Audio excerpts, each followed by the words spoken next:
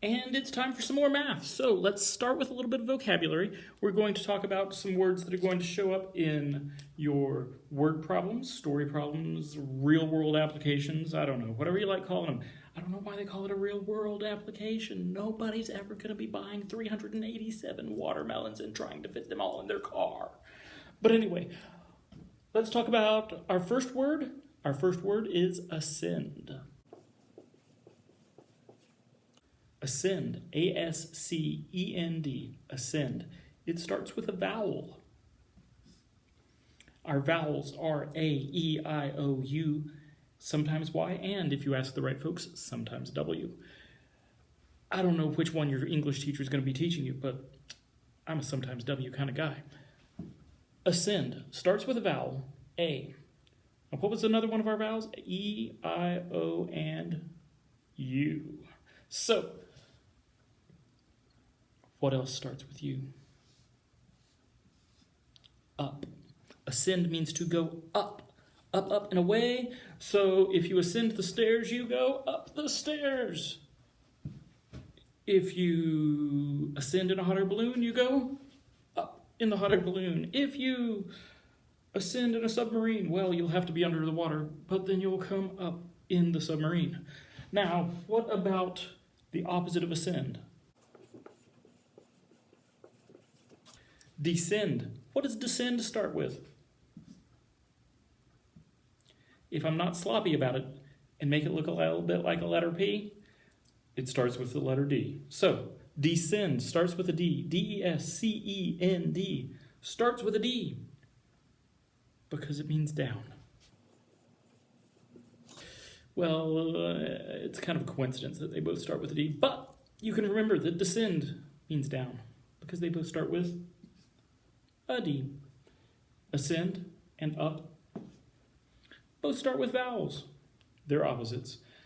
What about banking terminology?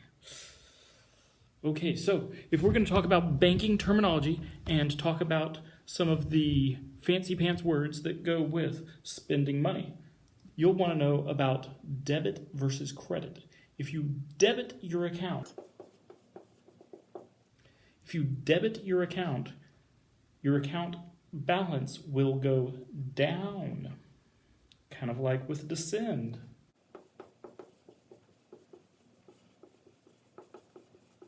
Debit means to take money out. Like you can use your debit card at the ATM to take money out of your account.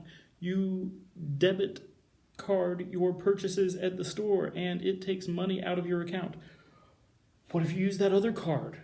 The one next to it in your wallet, because, I mean, you know, you've got, like, wallets full of cards, right? Credit.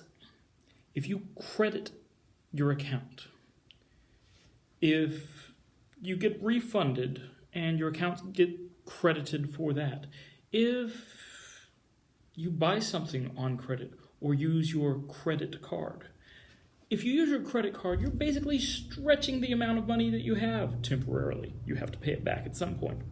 That'll come back to haunt you. But credit means that you have more money.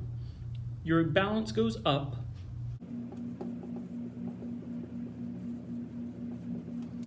But what does balance mean? Balance, that's like how much money you have in the account. So credit means that the amount of money goes up because your account was credited for a deposit. Deposit, there's another one. Deposit means that you put money into the bank.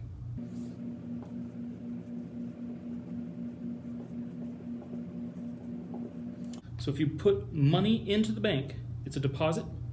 If you take money out,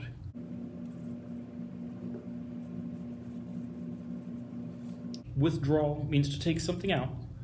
You know, if I withdraw my offer to give you the last brownie, sorry, you're not getting the last brownie. Unless it's an edge piece. I don't like edge pieces. I'm a centerpiece kind of guy. If you withdraw money from your bank, you take money out of the bank. If the IRS sets up a automatic withdrawal on your banking account to take money out of your account every month because you have back taxes, withdrawal takes money away. Let's talk about one more thing. Let's talk about grouping symbols. But let's do that as a separate video so it's easier to stream.